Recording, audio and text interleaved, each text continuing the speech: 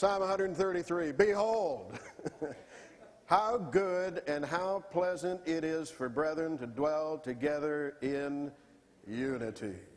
It is like the precious ointment upon the head that ran down upon the beard, even Aaron's beard that went down to the skirts of his garments, as the dew of Hermon, and as the dew that descended upon the mountains of Zion, for there the Lord commanded the blessing, even life, forevermore. How many of you like the idea of blessing?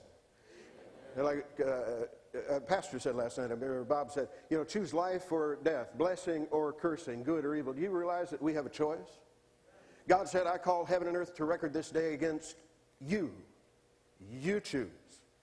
Now, this is not a que sera, sera, whatever will be thing. You make choices in this life that will either bring you blessing or not. And one of the choices, the most important choices we can make to walk and live in the blessing of God is to walk together, live together in unity. Henry Ford said this, coming together is a beginning. Keeping together is progress. Walking together is success. Let me say that again. Coming together is a beginning. I mean, we're all together in this place this morning here. You've come together as a church body. He says coming together is a beginning. That's a start. Keeping together is progress. I think 25 years, that's a keeping together. That's a good thing. How many of you think that's a good thing? But guess what? You've only just begun. I believe this first 25 years was the foundation, the launching pad from which God wants to do something big. Our God is a big God. How many of you know He's a big God? How many of you know He's able to do exceeding abundantly above all that we could ask or think? And He wants to do far beyond what you can think. I want to expand your imagination. I want to share something with you this morning. Actually, Dr. Stewart inspired a little bit of this way back in 1975, 1976, because there's something you said, one thing that I remembered. Because he was one of my instructors back then, way back where in the time past, and if I believed in other lives, it would have been another life probably. But God is all powerful because He's in perfect agreement with Himself. Didn't you say that? God is all powerful because He's in perfect agreement with Himself. Let me tell you what, if you want power, how many of you want power? How many of you want to see the power? How many of you believe we need the power of God? We need it individually, but we need it corporately. I believe the world needs the power of God, and the world is waiting for the people of God to show them the power of God.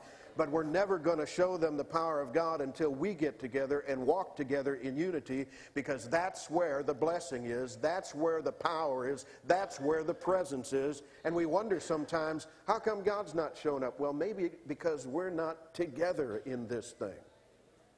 Hey, we've got to get it together, folks. And that's not just talking about being in a physical location at the same time, on the same day. That's a start. But how many of you know it's not what we appear to be on the outside that God looks at? He's looking at the heart. And God is endeavoring to knit our hearts together. Now, God has commanded His blessing someplace.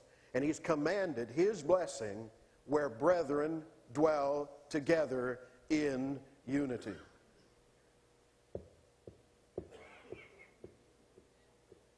He told you where the blessing is.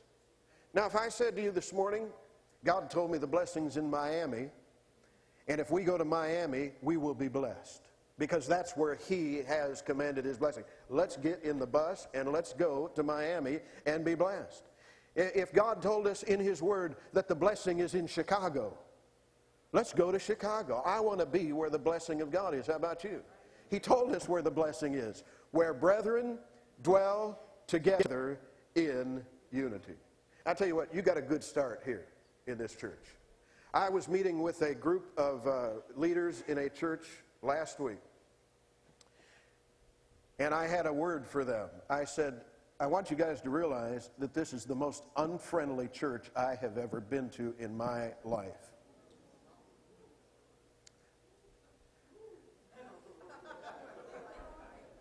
And one of them said, well, we need to hear that. Well, they do need to hear that.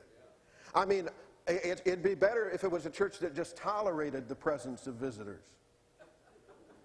Like, ignored them. But this church, some of the folks who've been there a while want to take you out in the parking lot and beat you up. Not greeters at the door, beaters.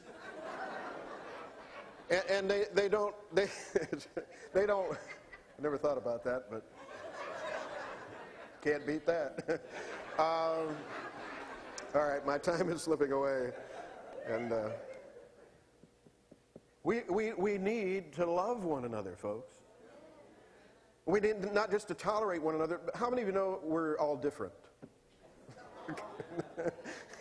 That should be obvious. And God isn't different. He's taken us from different places. North, south, east, west, old, young, black, white, Hispanic, and male and female. And he just is squashing us all together. He's trying to build something, a body that will glorify him.